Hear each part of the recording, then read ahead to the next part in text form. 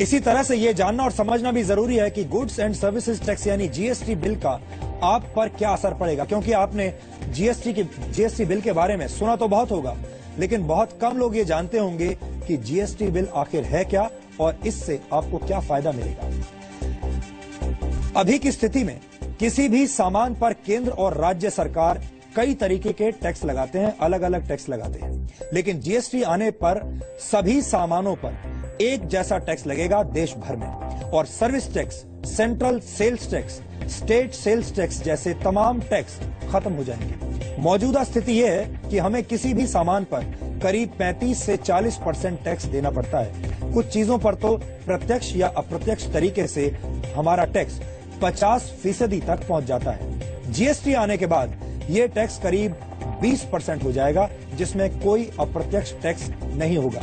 GST के आने से टैक्स का ढांचा सरल हो जाएगा और इससे मैन्युफैक्चरिंग सेक्टर का पैसा और समय दोनों बचेंगे। विशेषज्ञों की राय यह है कि अगर देश में जीएसटी लागू हो जाएगा तो जीडीपी ग्रोथ 1 से 2% तक बढ़ सकती है।